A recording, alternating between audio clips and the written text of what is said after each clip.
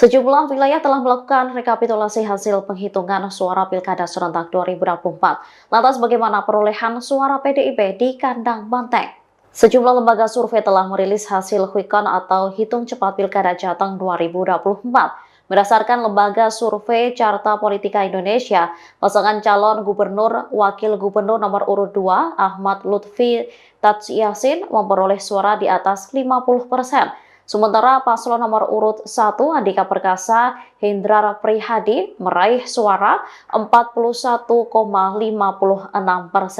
Selanjutnya, hasil hitung cepat Lembaga Survei Indonesia atau LSI telah mencapai 100%. Dalam hitungan cepat ini, Andika Perkasa Hendrar Prihadi mendapat 40,62% suara. Sementara Ahmad Lutfi Tadsyasin unggul 59,38%.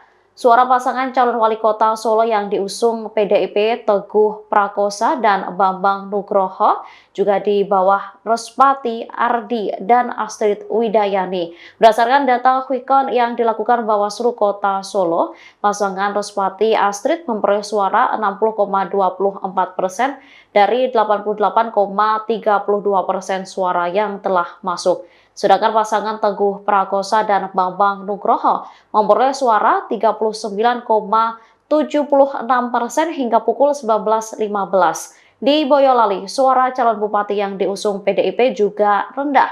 Berdasarkan hasil quick count Pilkada versi PDIP, Paslon 01 Marsono Saiful memperoleh 38%. Sementara Paslon 02 Agus Irawan Dwi Fajar Nirwana unggul dengan perolehan suara sekitar 62%.